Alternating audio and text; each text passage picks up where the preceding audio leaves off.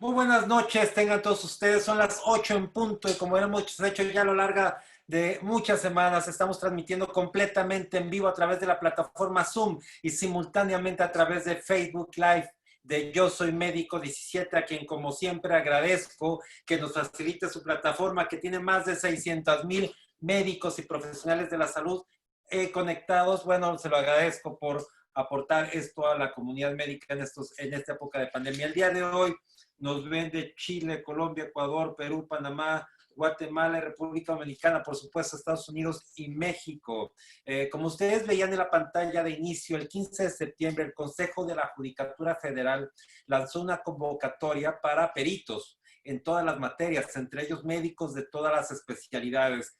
Siempre que se lleva a cabo un procedimiento legal por responsabilidad médica, una de las temas con los que más se ha batallado es con encontrar un médico auxiliar del órgano administrador de la impartidor de justicia que sea especialista en la materia sobre la cual se va a determinar, porque no existen. Luego entonces este tipo de tribunales tienen que asesorarse o auxiliarse de médicos que no son especialistas, lo que por supuesto vienen los problemas. De ahí que la mejor manera de poder apoyar a otros médicos es precisamente siendo perito, auxiliar de esos tribunales federales con la finalidad de que realmente se pueda emitir una opinión por un par. Lo hemos pedido mucho y ahora está la convocatoria. Saben que con mucho gusto les podemos apoyar. En Medical Legal Center les ayudamos a hacer la gestión sin ningún costo, lo hacemos con mucho gusto, revisar documentos, etcétera. Solamente tiene que enviar un correo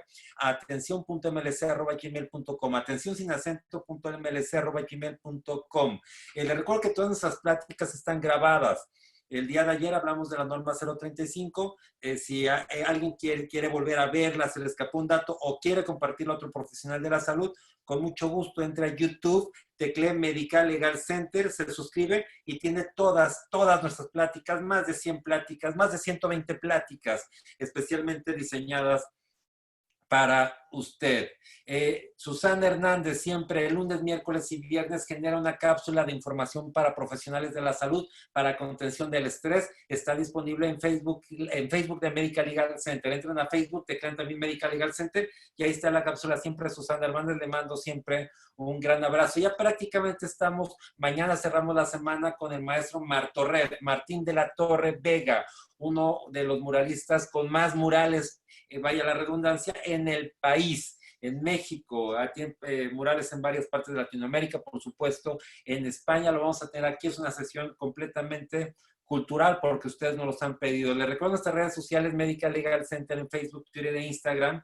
Y por supuesto, en redes sociales verán una nueva etapa que tendremos en este webinario. Sé que a veces ha sido una tarea maratónica, titánica, y lo hacemos con mucho gusto.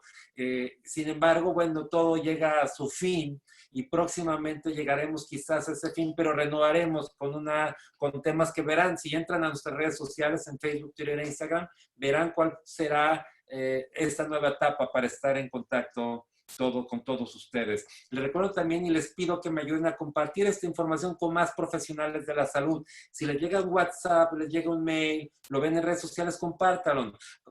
Muchas veces alguien me dirá, es que me da pena. No, pues a quien lo recibe realmente lo valora. Hay quienes, digo, oye, platicando con Susana Hernández, me platicaba la cantidad de médicos que ha apoyado, asesorado, precisamente porque otros médicos lo comparten. Somos una gran comunidad y si no nos ayudamos entre nosotros, no habrá quien. Entonces hay que apoyarnos y Medical Legal Center está precisamente para esto. Antes de presentar a nuestro invitado, quiero recordarles que me ayuden a elaborar todas sus preguntas solamente por el capítulo de preguntas y respuestas. Todavía ayer me encontré con extraordinarias preguntas que al terminar la sesión reviso los chats y quedan preguntas en chat y que no pude elaborar porque no estaban precisamente en el icono de preguntas y respuestas. Entonces ayúdenme a eso, por favor. Ahora sí, para mí es un gusto, un privilegio, un honor. Lo estuve siguiendo muchas semanas para tenerlo aquí. Es alguien a quien admiro, tengo que decirlo, admiro. Fuimos compañeros en la universidad. Yo quiero confesarles que en toda mi vida estudiantil siempre fui el más joven hasta ahora que hasta hace algunos años que estudié la maestría, fue la primera vez donde yo era, no solamente, no era el más joven, sino era el de mayor edad. Y tuve la fortuna de conocer y convivir con compañeros extraordinarios, con profesores también extraordinarios, pero con mejores compañeros extraordinarios, con quien cuando ingresé recuerdo que no sabía, todavía dudaba, dije, ¿qué puedo aprender en este grupo? Y la sorpresa me la llevé yo, porque aprendí mucho y sigo aprendiendo de todos ellos. Hemos hecho una gran amistad. Y bueno, para mí hoy es un gusto, un privilegio poder presentarles a alguien, a uno de esos compañeros a quien especialmente admiro. Él es el maestro Agustín Moreno Torres, él es abogado, cuenta por supuesto con una maestría en Derecho Constitucional, egresado de la Universidad de Guadalajara, ambos, tanto el abogado como la maestría. Es profesor del Centro Universitario CUT de la Universidad de Guadalajara de diversas materias de la carrera de Derecho, ha elaborado en Gobierno del Estado, en muchas otras actividades que ha desempeñado como asesor en su despacho. Es un constitucionalista increíble. Mi querido Agustín, muchas gracias por aceptar. Buenas noches. Muy buenas noches, Abraham. Primero, muchas gracias por la invitación, muchas gracias por haberme permitido participar en esta serie de webinares que organizas desde tu despacho. Y muy interesantes, desde luego, todos los que has organizado hasta el momento. Espero que les guste, les interese, que la materia, bueno, que el tema que les voy a hablar les interese un poco a todos los que están presentes en estos momentos. También les agradezco a todos los que entraron para ver esta conferencia, les agradezco mucho, la verdad. Participar siempre en actividades que tienen que ver con la difusión del conocimiento siempre es muy importante, y más ahora en estos momentos de pandemia y en estos momentos de encierro dentro de las casas, y que todo se ha vuelto tan virtual. Muchas gracias. Agustín, bueno, yo soy el agradecido. Además, no señalé el tema. Quiero comentarles que para definir el tema había varios y coincidimos en este. Digo, yo me tomé le pedí que tomáramos este tema porque la Constitución somos todos. Si todos creen que la Constitución solamente de los abogados, etcétera, no. La Constitución es de todos y lo que requerimos precisamente es mayor participación del profesional de la salud, y por eso este tema. Y claro que nuestros auditores son profesionales de la salud. Mi querido Agustín, construcción del régimen constitucional de 1808 a 1823. Muchas gracias, Agustín. Nos vemos en la sesión de preguntas y respuestas. Sí, muchas gracias. Bueno, primero a todos, muy buenas noches, desde luego. Me permitiré pasar una pequeña presentación que preparé para este momento, para este webinar.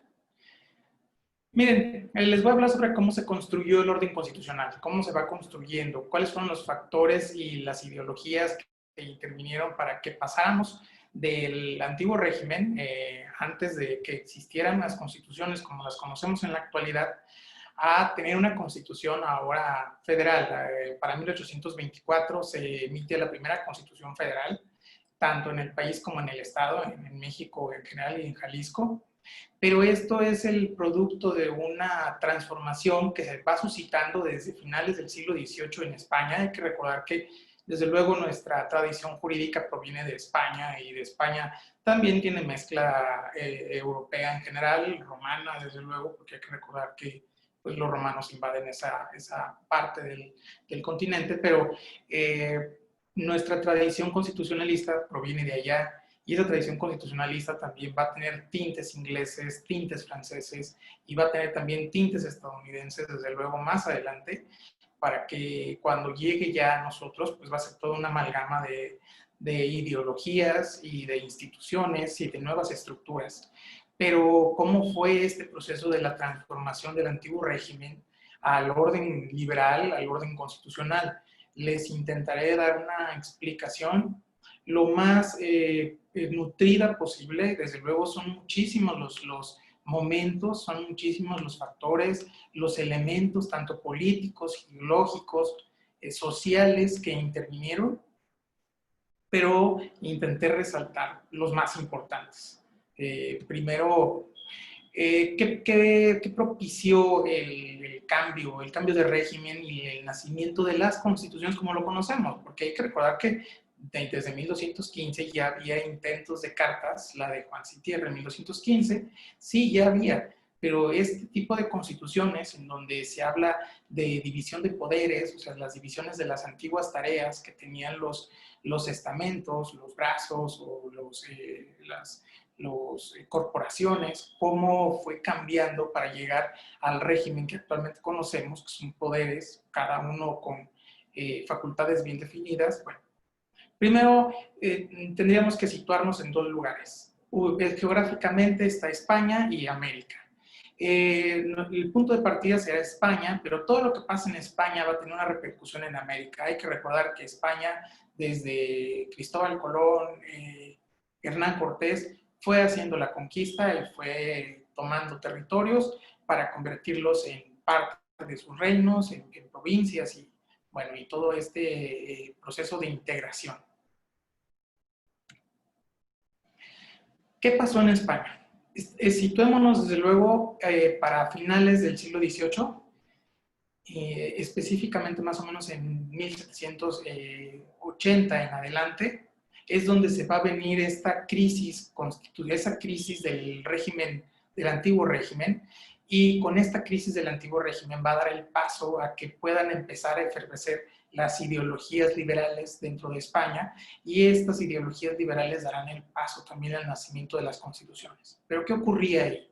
Bueno, primero, las llamadas reformas borbónicas que se empezaron a establecer desde 1746, 1750 en España, con la llegada de los Borbones, de los reyes Borbones a la corona española, desde Felipe V hasta uno de los más importantes reformistas, que fue Carlos III, y luego su hijo Carlos IV y su hijo Fernando VII. Bueno, las reformas borbónicas pues, no dieron los resultados suficientes como para todavía sostener todo el régimen español, que ya había entrado en crisis, porque también debemos de recordar que España había tenido o había intervenido en una serie de problemáticas internacionales que fueron disminuyendo su capacidad de reacción y también su capacidad para sostener su régimen. Aún con todos los territorios que tenía España, aún con todos los territorios americanos, aún así se vio en una crisis muy importante. Entonces, en España mismo, las reformas borbónicas no dieron todos los resultados que se querían y provocaron, por ejemplo, escasez de alimentos, escasez en el ámbito agrícola. Esto se suma una crisis política española muy importante, porque Carlos IV, a diferencia de su padre Carlos III, no dio los frutos que se esperaban, no tenía la misma fuerza, no tenía el mismo potencial que su padre Carlos III. Entonces, el régimen va teniendo muchos problemas, el régimen español. A eso hay que sumarle, por ejemplo, sucesos como la Conjura del Escorial, el Motín de Aranjuez, en donde se busca deponer a Carlos IV por su mal régimen, por su mala actuación en el gobierno, debido también a que en España estaba presente la figura de Manuel Godoy, Manuel Godoy como uno de los ministros más importantes para ese momento. Y a nivel internacional, desde luego, se empezaron a dar una serie de sucesos muy trascendentes, no solo para España, sino también para todo el mundo americano. Por ejemplo, la Revolución Francesa, la independencia de los Estados Unidos y la serie de alianzas ofensivas y defensivas que España había tomado para ayudar, bueno, primero para repeler a Inglaterra, para ayudar a Francia y finalmente con Napoleón Bonaparte. Ahora, aun cuando la independencia de Estados Unidos ya estaba ahí, ya se había gestado, ya había tenido una repercusión, todavía no llegaba muy bien al mundo europeo, todavía no llegaba bien hacia Europa.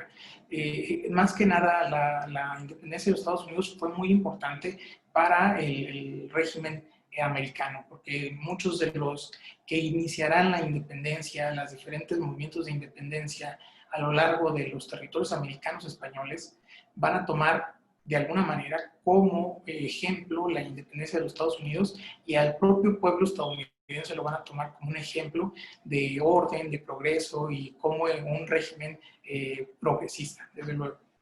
Pero si volvemos un poco allá a Europa, allá se empieza a dar un conflicto muy fuerte entre Carlos IV y su hijo Fernando VII. Bueno, en ese momento Fernando de Asturias, que era todavía príncipe, logra Fernando deponer a su padre, logra que su padre le otorgue el trono, se vuelve Fernando VII, y en este problema, en este gran problema, surge o interviene una figura muy importante tanto para la historia como para el momento histórico que estamos hablando, Napoleón Bonaparte. Napoleón Bonaparte lo que quería en este momento era cerrarle la puerta a Inglaterra. Hay que recordar que Francia e Inglaterra habían tenido problemas ya muy acendrados, pero para este momento, para el siglo XVIII más o menos, lo que buscaba Napoleón Bonaparte era cerrarle la puerta continental a Inglaterra. ¿Y cómo lo quería hacer? Pues lo quería hacer cerrando el último reducto que tenían para entrar ahí, que era Portugal. Para poder llegar a Portugal, Napoleón Bonaparte realizó un tratado con España, específicamente con Manuel Godoy. Entonces, para que se le permitiera pasar por el territorio español para llegar hasta Portugal. Se da este tratado, se quedan las tropas ahí, de las tropas francesas, y bueno, Napoleón interviene también en la disputa familiar, en la disputa entre Fernando VII y Carlos IV. ¿Cómo interviene? Los llama a Bayona para que puedan conciliar intereses. Cuando están en Bayona, en lugar de la conciliación de intereses, lo que pasa es que los obliga a abdicar al trono para quedarse él con el trono. Ya estaba en España, ya había llegado el gran duque de Berg, para tener presencia el ejército español ahí. Fernando VII, antes de salir, deja encargado el gobierno a diversos familiares. Entonces, todo, en general, el ambiente que se vivía en España con estos acontecimientos, pues parecía muy familiar, porque Fernando VII y otras autoridades habían aceptado la entrada del ejército francés y también la invitación del propio Napoleón Bonaparte para conciliar intereses. Cuando están en Bayona y después de las abdicaciones, Napoleón Bonaparte y su familia se quedan con el trono español, porque Napoleón tuvo la inteligencia de no solamente hacer que tanto Carlos IV como Fernando VII abdicaran, sino también los hermanos de Carlos IV, que también podrían haber tenido algún derecho al trono. Abdican todos a favor de Napoleón Bonaparte y él le da el trono a José Bonaparte, José I. Ahí en ese momento, históricamente, surge la primera constitución liberal, una constitución que aún cuando tenía principios ya avanzados, no se toma tan en consideración, porque hay que recordar que al fin y al cabo se rompió con el pacto de nada más pasar por ahí, que las tropas francesas pasaran por ahí. Se da la constitución de Bayona, pero no es muy tomada en consideración. ¿Qué empieza a pasar en España? En España, primero, cuando se rompe este pacto, el ejército francés, en lugar de solo pasar por ahí, empieza a invadir España. Entonces, las autoridades que no respondían, porque tenían pensado que todo estaba pasando, que las circunstancias eran muy normales, las autoridades no reaccionan debidamente, pero el pueblo español sí lo hace. Y el pueblo español lo que hace es que se empieza a levantar, empieza a formar agrupaciones que ante la ausencia de los reyes, ante la ausencia de la familia real, ellos asumen la soberanía, ellos toman la soberanía y comienzan a defender el país. Ahí se dan sucesos muy importantes, el levantamiento del 3 de mayo, por ejemplo, pero algo muy interesante es que empieza a surgir el fenómeno juntista, que el fenómeno juntista son estas agrupaciones que se van formando en diferentes puntos del país, específicamente en aquellos en donde no había la presencia del ejército francés, pero se empiezan a juntar y asumen ellos la soberanía. Y al asumir la soberanía ellos, comienza a darse toda una revolución, porque no nada más surgen estos cuerpos, sino que también una ideología que ya estaba ahí, que había estado ahí durante cierto tiempo, porque hay que recordar que la Revolución Francesa para 1789 ya había estallado, con ella y con toda su ideología nueva, por lo menos diferente, si nos Si nos adentramos un poco en el tema ideológico, pues desde luego se podría decir que ya mucho antes de los revolucionarios franceses ya estaban ahí las ideas del justnaturalismo de Hugo Grocio, de Pufendorf, de Samuel Pufendorf y de otros más, de Vitoria, de Francisco Suárez, claro que sí. Pero en estos momentos, pues esa ideología va efervesciendo. Y aún cuando se intentó cerrar las puertas, el tema ideológico traspasó cualquier barrera. Bueno, junto con el juntismo, o a la par del juntismo, también se empieza esta efervescencia de la ideología liberal.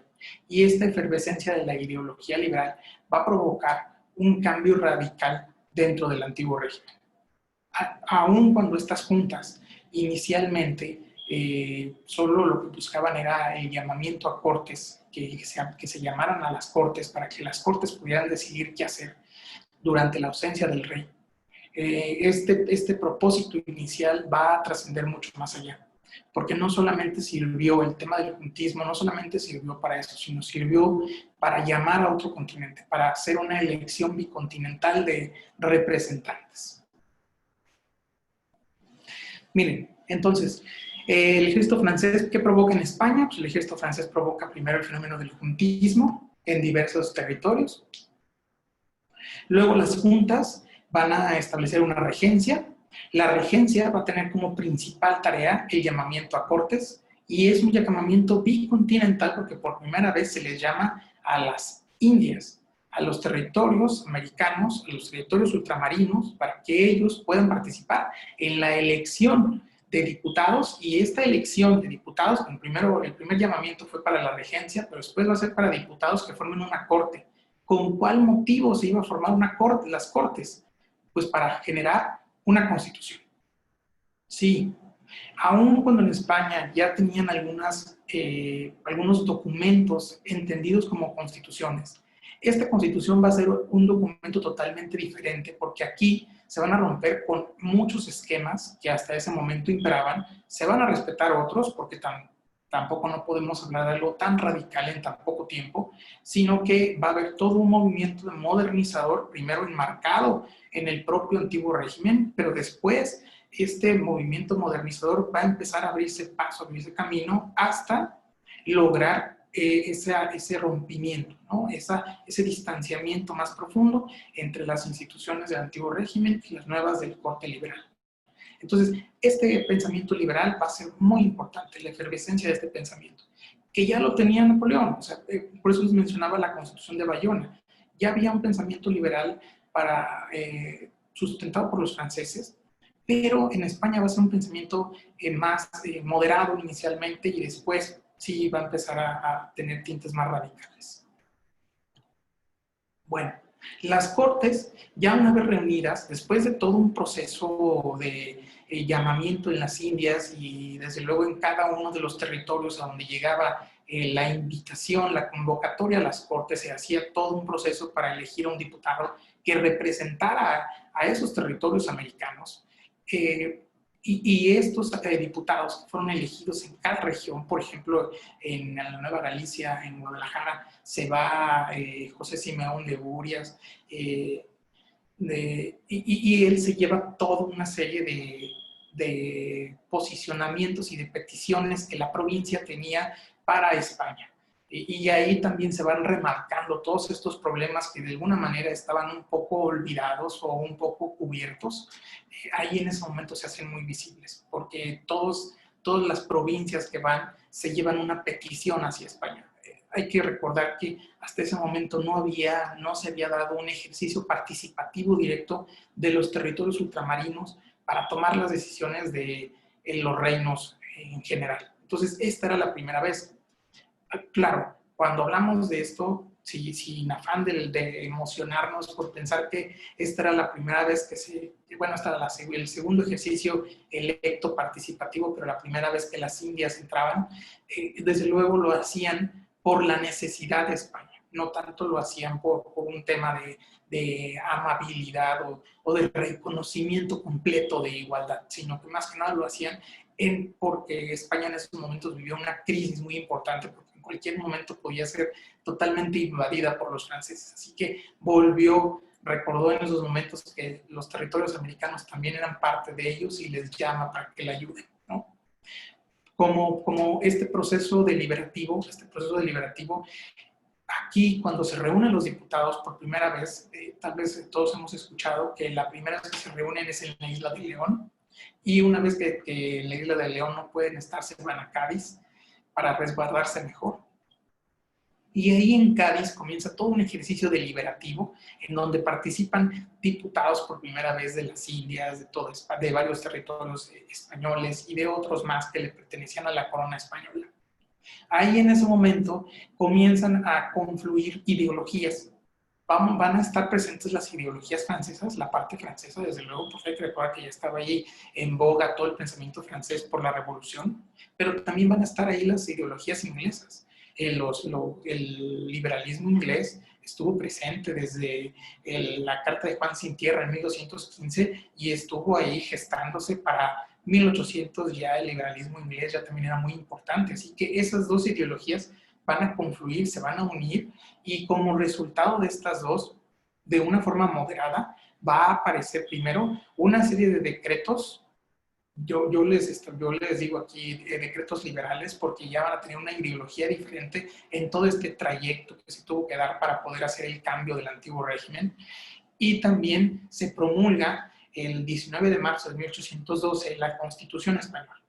La Constitución Española, de la primera que se emite, bicontinental, liberal, de corte novedoso, innovador, esta primera ideología, esta primera constitución va a tener una trascendencia muy, muy importante, no solo para España, sino para América.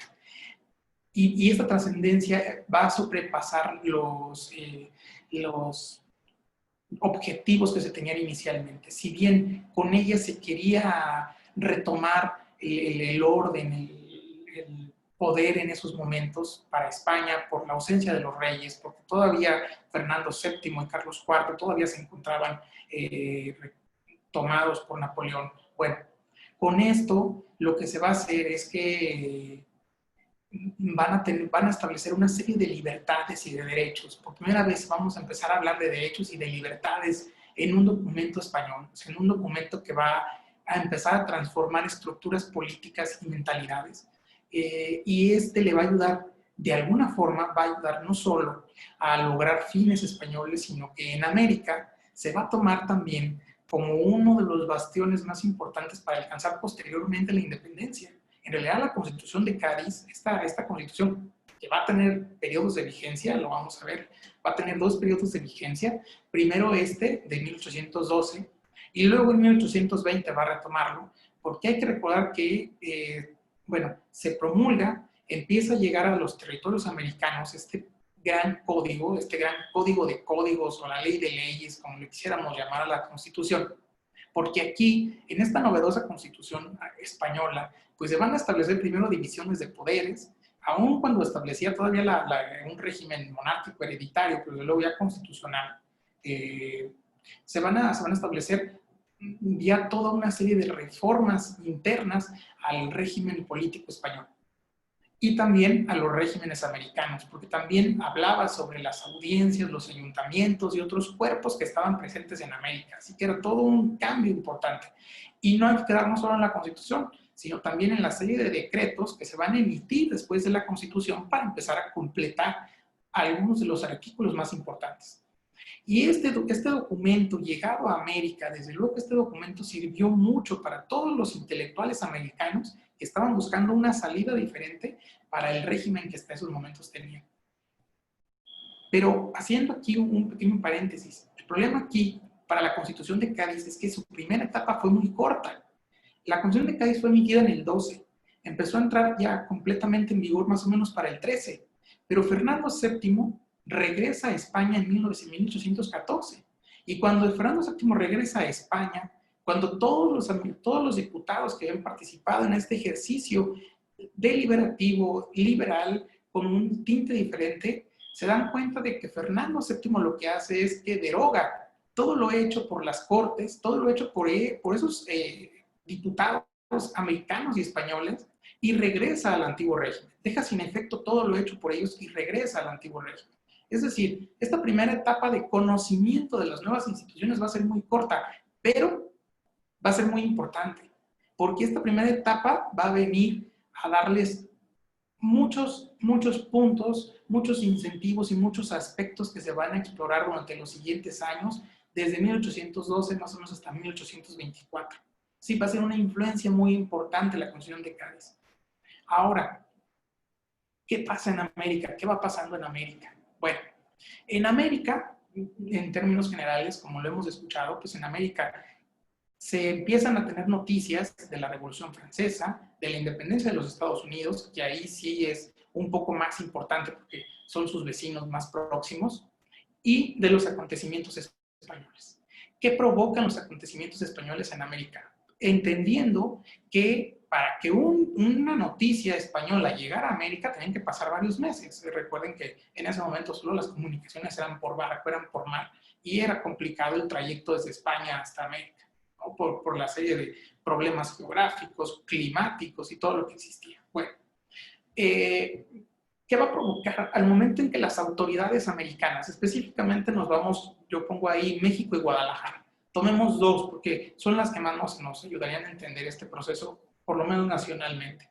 ¿Qué pasa? Pues lo primero que hacen es que provocan un sentimiento de autonomía.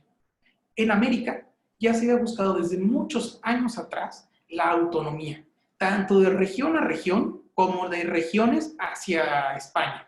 Ya se había estado intentando esa autonomía, desligarse un poco del régimen español, no totalmente, hay que recordar, y vamos a verlo en diferentes momentos, que España va a estar muy presente, los reyes españoles van a estar muy presentes hasta en nuestro propio periodo independiente, autonomista independiente, pero sí nos queríamos separar de ellos un poco en sus temas económicos, en algunos temas políticos y en algunos temas sociales, ¿no? Queríamos empezar esa separación.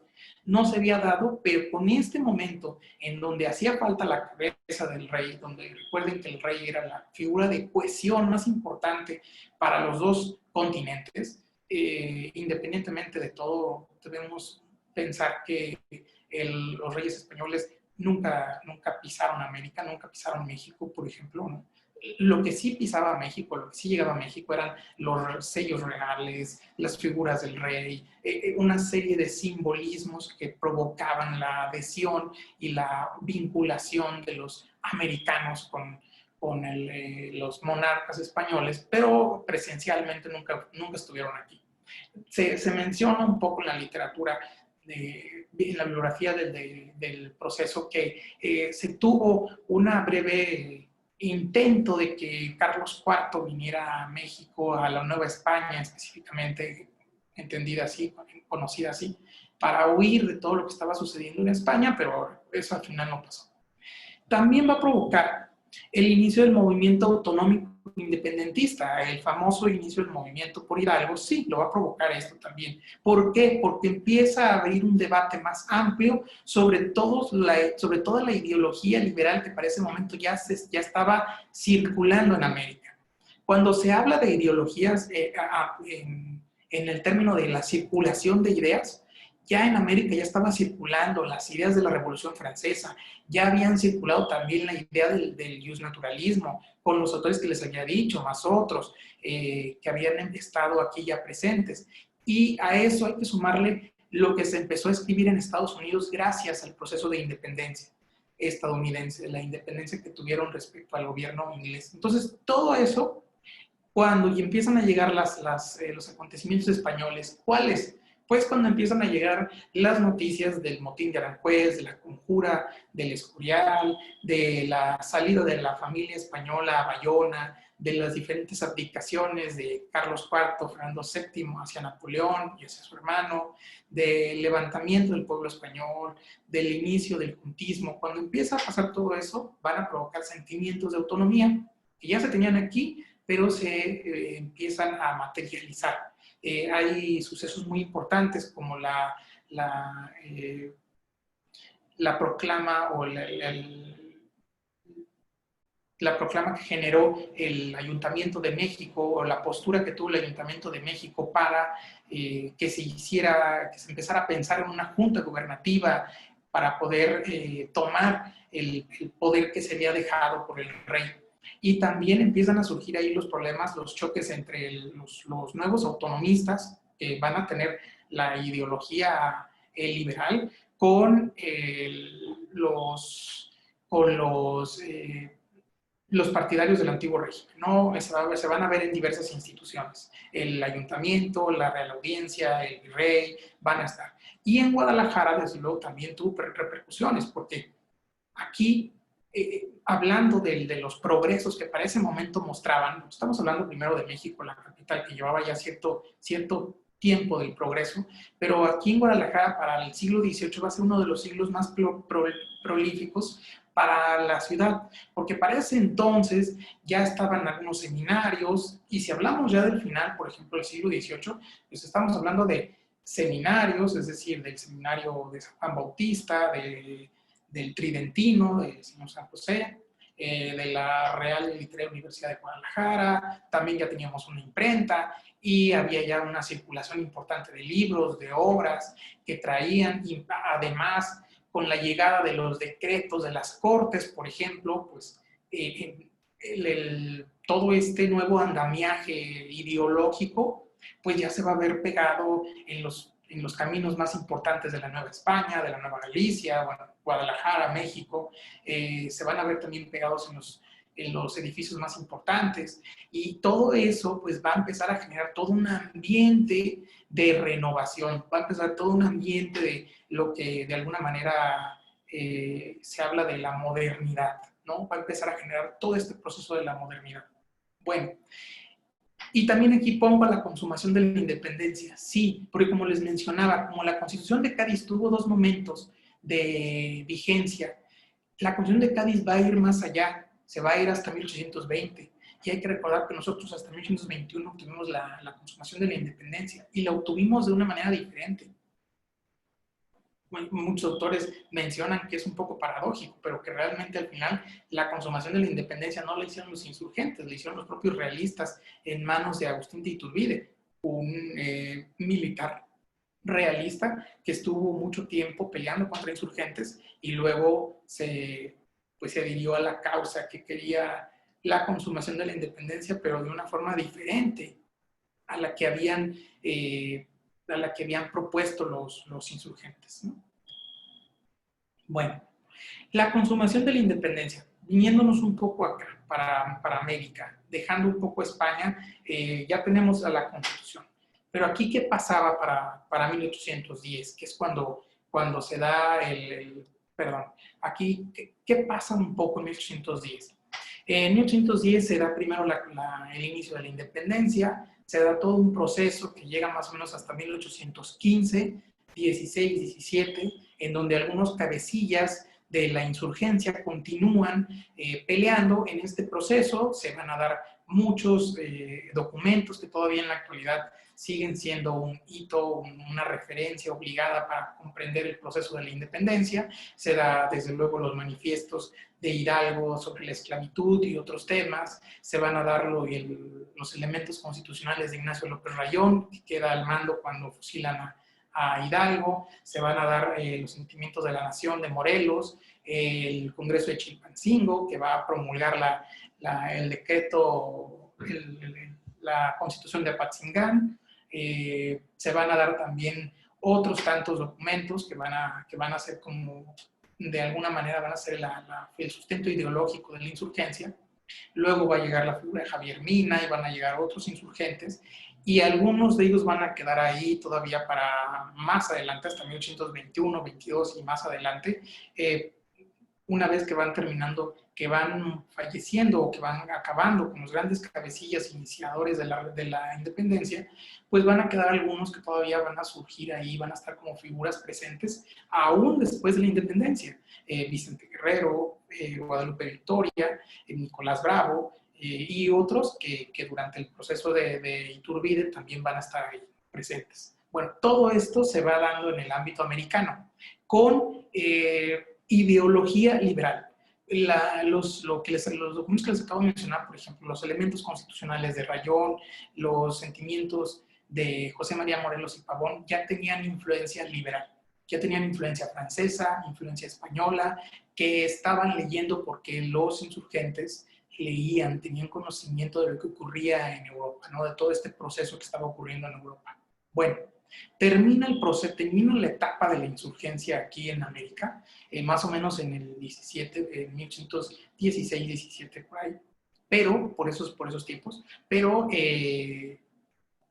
se van a dar una serie de sucesos que, por extraño que parezca, van a provocar que los realistas sean, o lo que se conocía como el gesto realista, que sean ellos quienes consumen la independencia. Para 1820, en España, va a surgir la figura del coronel Rafael del Riego. Él va a tomar las riendas en España para que regrese el liberalismo. Y este regreso del liberalismo se va a dar con Fernando VII. Él obliga a Fernando VII a jurar la Constitución para 1820, la Constitución de Cádiz se va a reimprimir y van a retomar todos los procesos ideológicos que había planteado la Constitución gaditana en el 12 y ahora en el 20, y esas nuevas noticias del regreso de la Constitución, de la reimplantación de ese constitucionalismo español, aquí en México va a provocar una serie de cambios muy importantes. En primer lugar, porque las Cortes lo que van a empezar a hacer es van a generar otra vez decretos. Estos decretos que van a ayudar a que se pueda asentar bien la Constitución, en lugar de ayudar a las élites, las empiezan a perjudicar, porque les empiezan a quitar privilegios, específicamente a los militares, al clero y a los terratenientes. Esos tres grupos se van a ver afectados por una serie de decretos de las Cortes españolas. ¿Qué provoca? Específicamente el clero se empieza a reunir para dejar sin efectos el constitucionalismo, para que en México no se aplique el constitucionalismo. Ya de por sí, tanto en el 12 como en el 20, los virreyes habían tenido mucho recelo de poner en práctica los ideales del constitucionalismo o las instituciones del constitucionalismo, porque les quitaban facultades, porque les reducían facultades, porque les quitaban cargos, porque los dejaban ya sin diversos privilegios que gozaban hasta antes de ese momento. Entonces, con el 20 se empieza a dar un proceso en donde el clero busca dejar sin efectos todo este constitucionalismo. Para eso, se da en las reuniones en el Templo de la Profesa, ahí es donde buscan a una cabecilla para que dirija su movimiento y encuentran la figura de Agustín de Iturbide. La figura de Agustín de Iturbide ahí lo que va a provocar es que tome ese plan de la Profesa, que inicialmente era el que se iba a aplicar, pero él lo toma y en lugar de aplicar el plan como tal, él va haciendo toda una serie de correcciones y va implementando otros procesos, va implementando otras ideologías dentro del plan para convertirlo del plan de la Profesa al plan de Iguala. Y no nada más hace eso, sino que además astutamente va atrayendo y va tomando y también va reuniendo el apoyo tanto de jefes militares, de las élites regionales, muy importantes para lograr la independencia. Y algo muy destacado de este proceso, aun cuando no se, por extraño que parezca, no se celebra en México, se celebra el 16 de septiembre, no el 27 de septiembre, que es la consumación de la independencia, algo muy importante es que, a diferencia de los insurgentes, que habían realizado toda una serie de encuentros bélicos, de encuentros guerrosos para poder obtener resultados, Iturbide lo hace a través de la forma más diplomática y política posible. Gana adeptos. A todos los lados a donde va, gana el apoyo de las élites y de los militares, de sus antiguos amigos militares, que ahora eran jefes militares de las regiones más importantes del país. Entonces lo va ganando y va provocando que muchos lugares del país se vayan adhiriendo a la causa independentista, autonómica e independentista. Uno de ellos, desde luego, es Guadalajara. Aquí lo hacen con Pedro Celestino Negrete, quien, en contra de José de la Cruz, que era el jefe político de ese momento, consuma la independencia en 1821. En este proceso, también Agustín de Iturbide se gana el apoyo del último jefe político que llegaba a América, Juan O'Donoghue. La figura de Juan O'Donoghue es muy importante. En México estaba pasando una serie de acontecimientos muy fuertes porque el virrey no había podido controlar los deseos independentistas de Agustín de Iturbide de ninguna manera, aún con la serie de decretos que emitió para que no se leyera el plan de Iguala, para que nadie buscara los documentos generados por Agustín de Iturbide, no lo pudo controlar.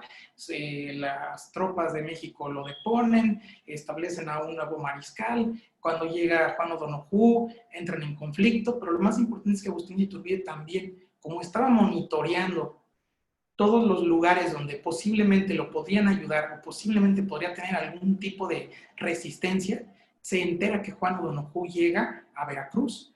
Y cuando llega, inmediatamente manda a personas para que hablen con él, le expongan la situación, le expongan el plan de Iguala, le expongan el sentido y lo que quería, los objetivos de Agustín de Iturbide. Juan O'Donoghue al llegar se da cuenta de que la Nueva España ya era un territorio que ya no le pertenecía específicamente a España, porque ya había pasado por un proceso muy importante, y acepta unirse al plan de Iguala, con algunas adecuaciones que realiza a través de los tratados de Córdoba. Entonces, en ese momento, los dos se unen, llegan a un acuerdo con Francisco de Novella, que estaba en México, y entran a México ya como consumadores de la independencia. Al consumarse la independencia, como lo establezco ahí, se empiezan a generar nuevas instituciones del régimen independentista.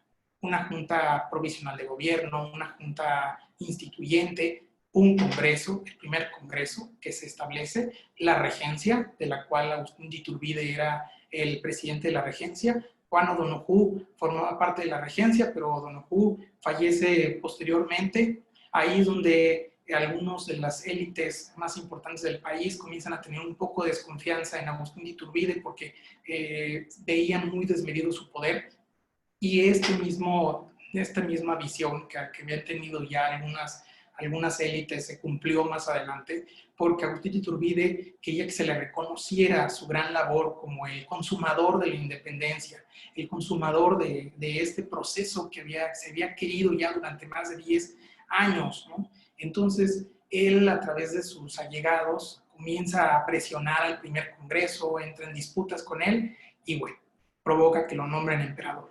Y ya como emperador, teniendo casi las mismas facultades que como regente, ya como emperador, nombra una Junta Nacional Instituyente, y aquí, en este proceso, es donde empiezan a aparecer ya con mucha fuerza las corrientes republicanas.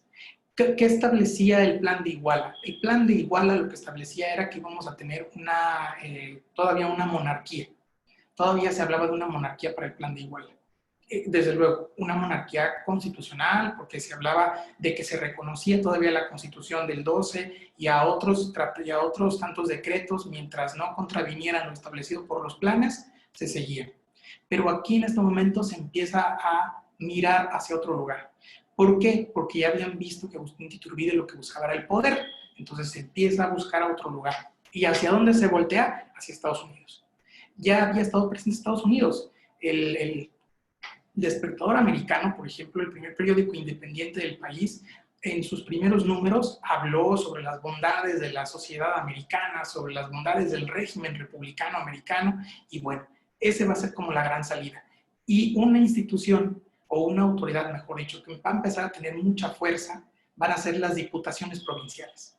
Estas diputaciones que se encargaban de todo el régimen administrativo económico de las provincias son las que van a empujar, porque se van a dar cuenta que en el centro están haciendo, están fraguando planes para volverse imperio y para regresar otra vez al poderío del centro. Entonces lo que hacen las provincias es tomar ese otro régimen que les permitía la autonomía, como el régimen republicano, ya en sus dos vertientes, lo central o lo federal, y luego hablar de las confederaciones y las federaciones, pero ya lo habían tomado, ¿no? Las diputaciones provinciales, ¿qué van a empujar? ¿Qué van a lograr? Bueno, primero van a empujar a la corriente republicana federal como la nueva forma de gobierno. Ya no querían a la monarquía. Ya estaban molestos con la monarquía porque vieron que Agustín de Iturbide lo primero que hizo cuando fue emperador fue disolver un congreso, establecer una junta nacional escogida por él, y entonces todas las provincias empezaron a desconfiar. Tan es así de la desconfianza de que se tuvo hacia Agustín de Iturbide que, por ejemplo, Varios de los antiguos insurgentes, como Vicente Guerrero y Guadalupe Victoria, Nicolás Bravo, habían estado con Agustín de Iturbide durante el proceso. Cuando ven lo que pasa, también se van, se apartan de él.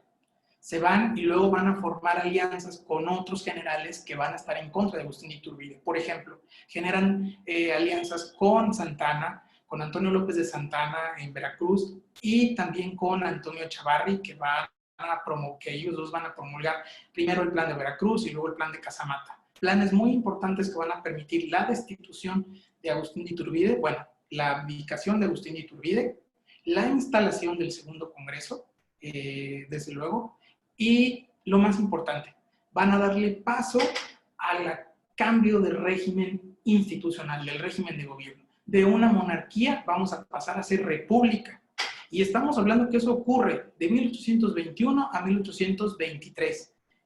En 2 años, aproximadamente en 2 años, en 3, y si lo pensamos un poco atrás, podríamos hablar de que fuimos una monarquía constitucional, un imperio, y después fuimos una república. Todo eso fue pasando en esos años de transición. También esto va a provocar entonces el establecimiento de estados. El estado de Jalisco y de otros comienzan a surgir en contra del poder que quería ejercer el centro. Las provincias empiezan a delimitar, empiezan a ser autónomas, tomando como base el régimen federal y empiezan a empujar que se reconozca a nivel general este régimen, no solo en algunos estados, o sea, no solo en algunos lugares como Yucatán, Oaxaca, Zacatecas, Jalisco, sino que todas empiezan a provocar que esto vaya hacia el centro. ¿Y qué pasa con el centro? Pues el centro al final acepta, al final accede a generar una constitución ya de un orden diferente. ¿Y cuál es este nuevo orden? El orden republicano. Para 1824, en la Constitución General en octubre de 1824 y en la del Estado en noviembre de 1824, se van a promulgar nuevas constituciones. Estas nuevas constituciones ya no solamente no eran monárquicas, eran republicanas. Y ya las dos eran republicanas federales. Entonces, no solo habíamos tomado ya un modelo estadounidense, sino un modelo estadounidense además más específico. Ahora, esas constituciones, aun cuando siempre se ha hablado de que las constituciones del 24 en México fueron una copia de la Constitución de Estados Unidos, no es tan cierto. En realidad, si se ven los textos y se comparan los textos, podríamos decir que la realidad es que la verdadera influencia está en la Constitución de Cádiz. Es más, muchos de los artículos, por ejemplo, de la Constitución del 24 son una copia casi exacta de los artículos de la Constitución de Cádiz. Lo que se va a tomar de la Constitución de Estados Unidos es primero el régimen, desde luego la forma de gobierno republicana federal, también se va a tomar la sistematización de los poderes. Por ejemplo, se va a traer de ahí al presidente, al vicepresidente, aun cuando con algunas variantes, pero se van a traer esas figuras. Y en términos generales, eso es lo que se toma a los Estados Unidos. No es tanto. ¿Por qué? Porque miren, hay algo muy importante. Cuando hablamos de diputados y cuando hablamos de asambleas, pues la primera gran asamblea a la que acudieron nuestros diputados fue a la de Cádiz. Muchos de ellos todavía estaban aquí, muchos de ellos seguían vivos, y muchos de ellos, aun cuando ya no siguieran vivos, fueron influencia para los siguientes diputados. La Constitución de Cádiz se leyó, por ejemplo, cuando se promulgó tanto en el 12 como en el 24, en el 20, perdón, se leyó en las plazas públicas, en iglesias, y en el 20, por ejemplo, se estableció que en la Cátedra de Leyes en la Universidad de Guadalajara se leyera toda la Constitución de Cádiz. Así que todos los americanos, y específicamente tanto en México como en Guadalajara, pues todos escucharon todo el tiempo los postulados de la Constitución de Cádiz. Y la Constitución de Estados Unidos se leía también porque ya habían traducciones que ya circulaban para ese momento aquí, además de los libros como El Federalista, los discursos de Washington, de Adam. Todo eso vino a provocar que también se tomara este proceso, esta influencia estadounidense. Pero al final las constituciones, tanto la del 12 como la del 24, tienen pues una gran influencia inglesa, francesa, y la del 24 tiene una gran influencia española, junto con el tema americano que nos permitió desligarnos del tema monárquico y entrar al tema republicano. ¿Sí? Bueno, pues aquí termina mi intervención. Espero haya sido interesante y también las preguntas y respuestas. ¿Sí? Muchísimas gracias, mi querido Agustín. Extraordinaria visión que nos diste esta pasada por nuestra historia de cómo se va construyendo el tema de nuestra Constitución. Yo te quería hacer varias preguntas, Agustín. A ver, el tema de los tres poderes ya estaba visualizado, ya estaba prácticamente, también lo visualizaba la Constitución entonces. Sí, sí, sí. El tema de los tres poderes ya se veía hasta en Cádiz. En realidad, el poder, por ejemplo, el poder ejecutivo se dejaba en manos del rey, el poder legislativo en manos de las cortes y el poder judicial en los tribunales. Y cuando se viene a México, cuando se da la Constitución del 24, el poder ejecutivo pasa al presidente y un vicepresidente, el legislativo federal, si hablamos del tema federal, el legislativo pasa a las cámaras, tanto a las cámaras, al legislativo, y los tribunales llevaban el tema del poder judicial. En Jalisco, por ejemplo, el Senado fue más que nada, no fue tanto no fue una segunda cámara, sino fue una ayuda del Ejecutivo, fue un órgano consultor del Ejecutivo, del gobernador en este caso. Entonces, el tema de poder, digo, a pesar de que se habla de una igualdad, siempre ha existido una igualdad en derecho. De hecho, siempre ha existido el tema, desde entonces, el tema de supeditar a los dos otros dos poderes al poder ejecutivo.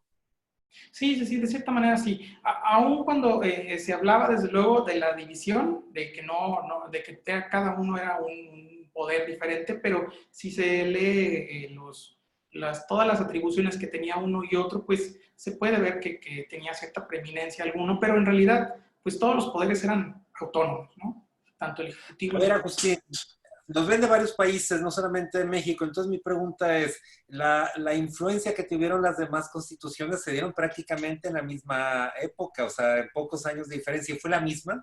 O sea, Claro, puedo pensar que al ver las demás constituciones, pues son muy similares. claro, hay que recordar que para la Constitución de Cádiz se llamaron a representantes de todos los territorios españoles en América, desde México, desde el norte hasta el sur. Así que todos de alguna manera intervinieron. Y además, antes de eso, ya se había dado la primera influencia protoconstitucional, como se le llama, de las ordenanzas de intendentes, que ya eran como las protoconstituciones, las primeras formas de organización ya y de división de funciones materiales. Oye, Agustín, entonces el tema de la constitución entonces era evidentemente política. Sí, sí, sí, sí, porque desde que se empezaron a formar cuerpos como las juntas, todo el juntismo y luego la regencia y las propias cortes de Cádiz, la mayor parte de los que llegaban ahí llevaban peticiones políticas muy importantes de sus regiones. Y en España, además, fueron muy reacios, fue muy difícil que aceptaran peticiones americanas. O sea, todo lo hicieron en general lo hicieron para apoyar el régimen español y no tanto el régimen de las Indias, aunque esto fue cambiando con el paso del tiempo por el empuje de las posesiones americanas, ¿no? A ver, Agustín, y entonces la Constitución, tú nos dices, este es el origen de nuestra Constitución, incluso de la actual, y de hecho tiene toda la influencia de la de Cádiz. Mi pregunta es entonces, surge por supuesto posterior a la independencia, pero después viene la revolución, vienen las leyes de reforma. ¿Quiere decir entonces que nuestra Constitución escrita ha sido prácticamente tenemos las mismas reglas y la revolución y la reforma y ahora lo que tenemos es que no hemos seguido nuestra constitución? Digo, porque si es la misma constitución y hemos tenido todos estos cambios, pues me lleva a pensar que tenemos una excelente constitución, pero que no la seguimos. Pues bueno, desde luego los procesos históricos de cada una de ellas son diferentes. La Constitución del 24 lo que marca es el inicio de diversos caminos que se han seguido todavía. Por ejemplo, el régimen federal, específicamente el régimen republicano federal, la división de poderes, la figura del presidente y otros tantos, la serie de libertades que se empezaron a establecer. Tal vez no en la general de 1824, pero por ejemplo en la del Estado sí había ya una serie de derechos que se le reconocían a las personas.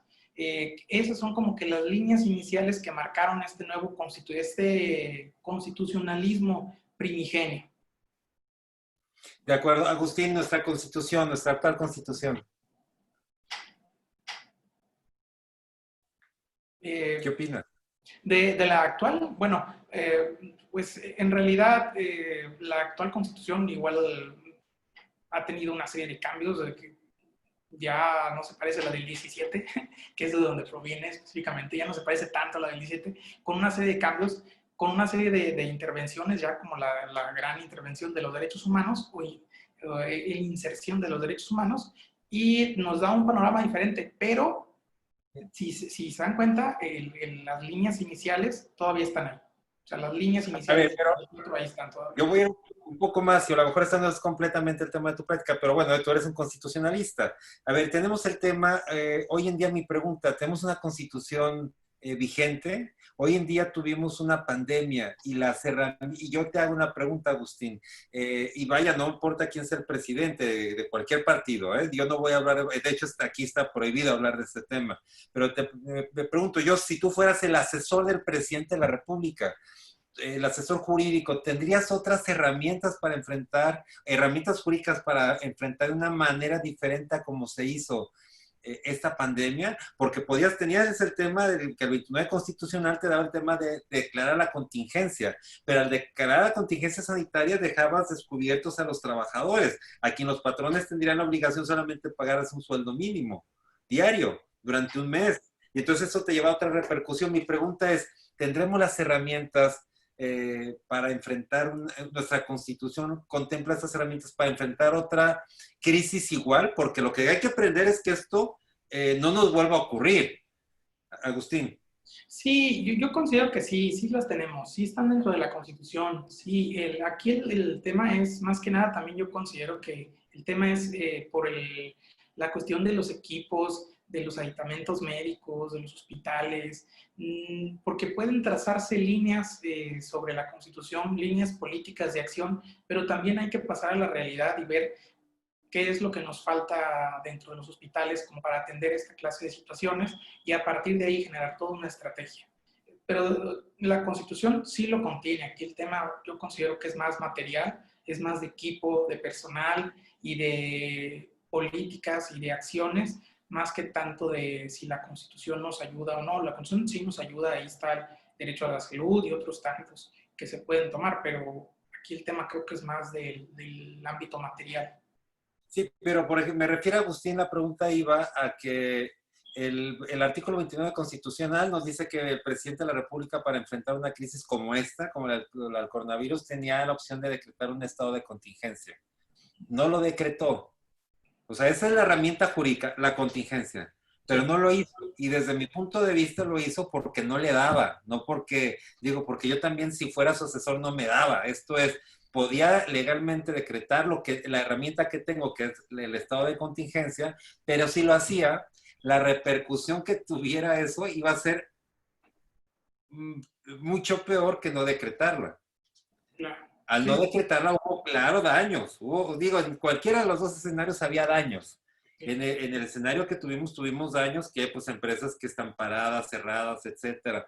Pero o sea, la herramienta constitucional que daba el 29 constitucional de decretar el estado de contingencia tendría una consecuencia mucho mayor desde mi punto de vista. A eso me refiero. Digo, si yo fuera el asesor del presidente de la República, cualquiera que hubiese sido, creo que cualquier presidente hubiera hecho prácticamente lo mismo. Estos no hubieran decretado el estado de contingencia. Y a eso me refiero, que quizás la herramienta que tiene la Constitución para una situación como esta, pues no es la que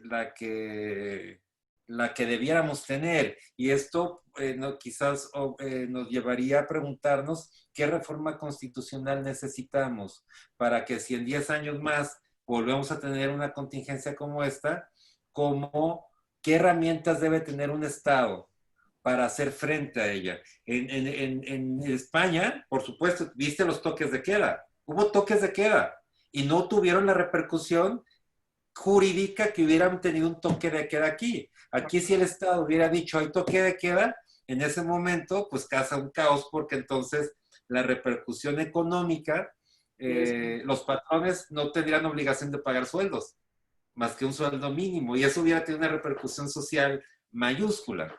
A eso me refiero. ¿Tú qué opinas, Agustín? Sí, sí, sí, yo estoy de acuerdo contigo. Creo que, desde luego, todas las decisiones políticas también deben de tener una base tanto económica como social.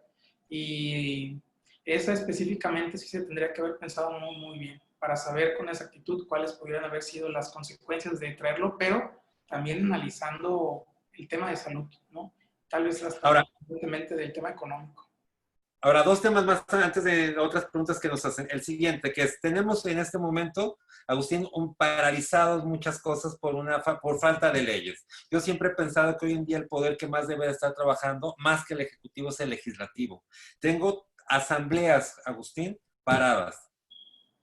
Asambleas paradas, porque no se permite un quórum de tanta gente y las asambleas de los médicos y de muchas sociedades civiles y mercantiles están paradas, no las pueden hacer.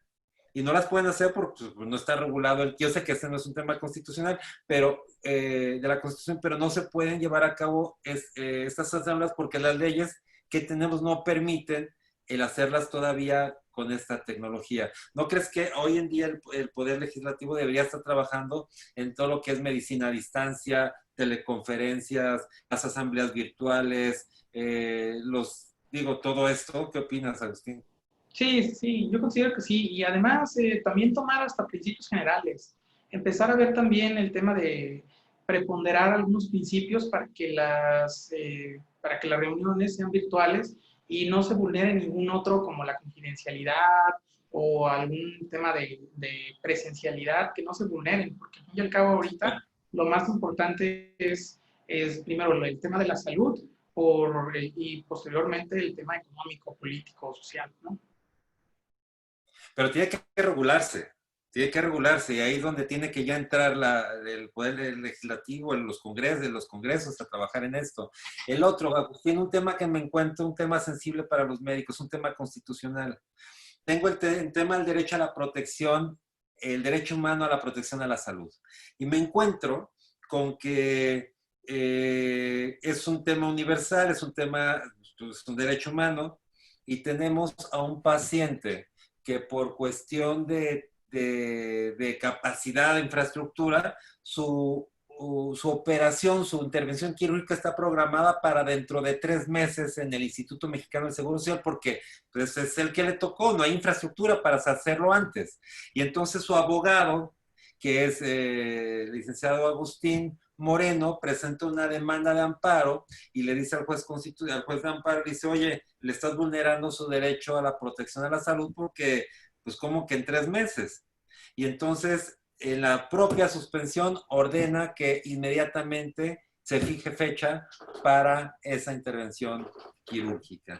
Eh, lo que ocurre, la realidad que ocurre, es que el director del hospital, en cumplimiento a la suspensión provisional, efectivamente lo programa para al día siguiente operarlo, pero a costa de sacar de la lista de espera, pues al que le tocaba en ese momento. Esto es, le quitas la cobija acá para cobijar, pero descobijas a otro. O sea, la realidad es de que la infraestructura no mejora, no hay otra cama, no hay otra... No, el tema de la verdadera protección al derecho a la salud no se resolvió, ni se mejoró, ni el juez de amparo hizo algo para que, ni nadie, o sea, el tema siguió igual, nomás cobijar a uno para descobijar a otro. ¿Tú cómo ves ese tema, Agustín? No, sí, sí, sí. Por eso lo mencionaba hace unos momentos, que considero que primero lo que se debe de ver es el tema de qué falta dentro del sistema de salud. Primero es mejorar el sistema de salud y posteriormente ya empezar a hacer todos los reclamos hacia los hospitales, hacia los doctores. No, primero es ver eso. Si no entras en esa cadena de mejoras, pues va a pasar lo que tú estás mencionando, que nada más se va a desplazar un poco, se va a decir, pues sí, ya te protegí a ti, pero van a tener que quitar a alguien para que te puedan operar a ti. Sí, sí, por toda esta falta de infraestructura, de insumos, de materiales y también de capacidad, ¿no? Capacidad médica, capacidad humana. Entonces, por el número de médicos, el número de enfermeros y todo lo que hay. Excelente. Guadalupe Castillo pregunta, ¿qué influencia tuvo la Constitución de 1820 en las leyes de reforma? Mucha. Por ejemplo, para 1824, hay que recordar que se da todo el proceso desde el 24 hasta el 57. Para 1836 se dan la Constitución, bueno, las leyes conservadoras, y luego a través de diversas reformas se retoman los ideales de 1824, que se van a trasladar hasta la de 1857, aunque claro, la Constitución del 57 ya es diferente a la del 24, porque la del 57 ya contiene todo un catálogo de derechos, ya tiene una perspectiva económica, política diferente por el tiempo también que había pasado y por la serie de acontecimientos mundiales que también se habían suscitado para ese entonces. Pero sí la tiene, al fin y al cabo sigue siendo una constitución liberal, mucho más lograda, mucho más nutrida del pensamiento, ahora sí más, el pensamiento liberal, no tanto como la del 24, que la federal tuvo muchas reservas, porque hay que recordar que al fin y al cabo lo que se quería para 1824 era también proteger todavía ciertos intereses. Todavía en la del 24 estaba la religión de Estado.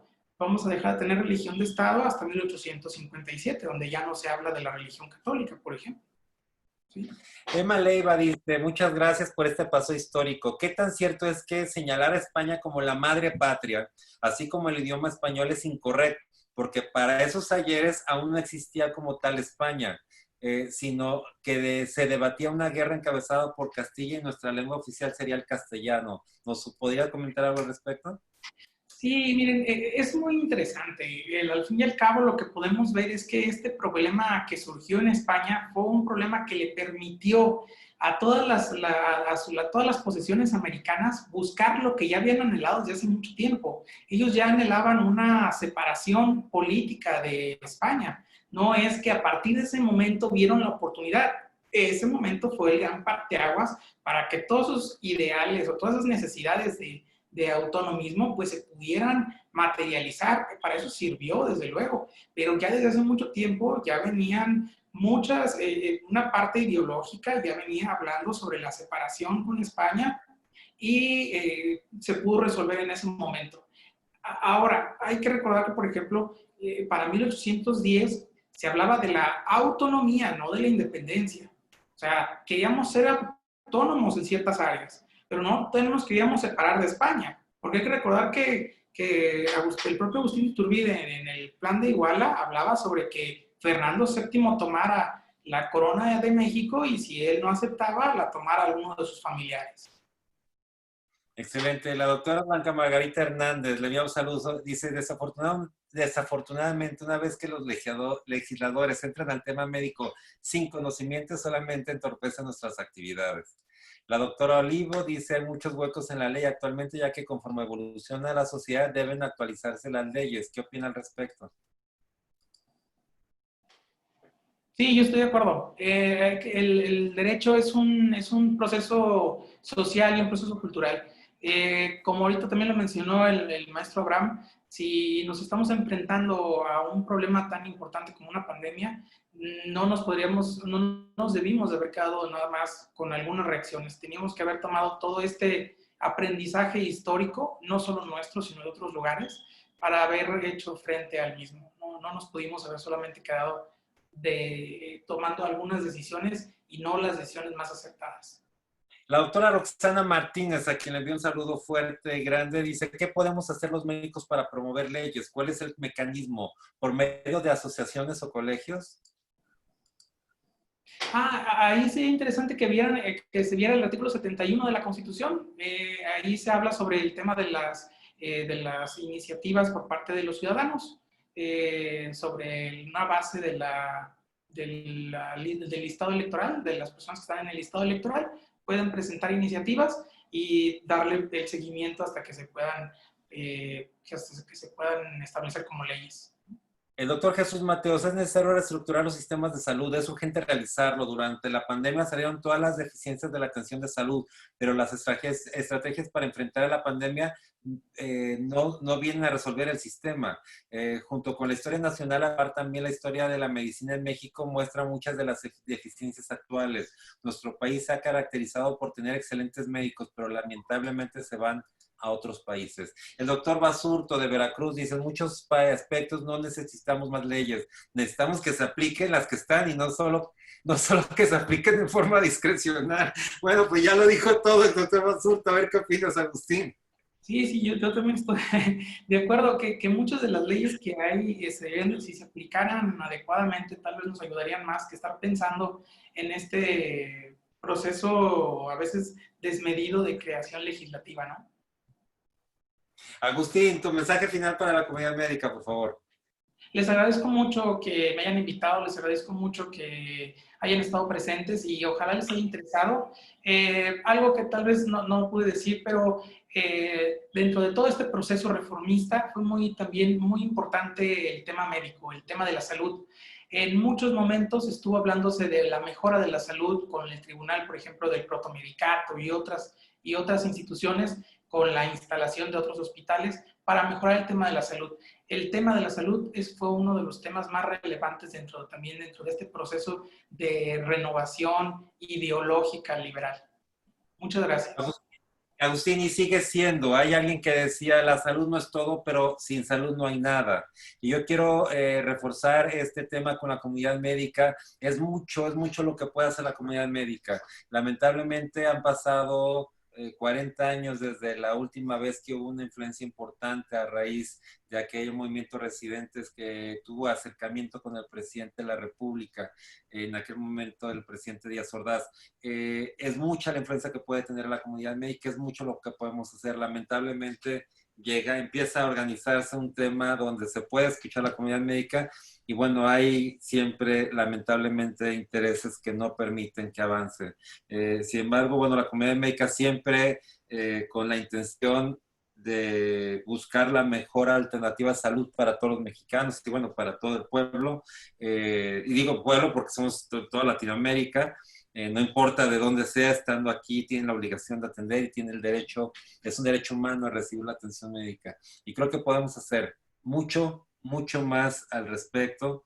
Tenemos que tener hospitales con cubiertos, digo, tenemos la capacidad de hacerlo. La verdad es que sí vemos muchas incongruencias entre cómo está el tema de salud. Digo, hay mucho que hacer y los invito a que cada día tengamos una mejor unión y menos escisiones en este tipo de decisión. La Federación Nacional del Colegio Médico México tiene un lugar en el Consejo de Salud General, hay que ejercerlo de manera constructiva, no de una manera sin razón y sin sentido, porque entonces caeríamos en un absurdo, realmente con proyectos de ejecución como lo hemos hecho siempre. Bueno, yo me despido, mi querido Agustín, a todos, muchas gracias, nos vieron como siempre en muchos países.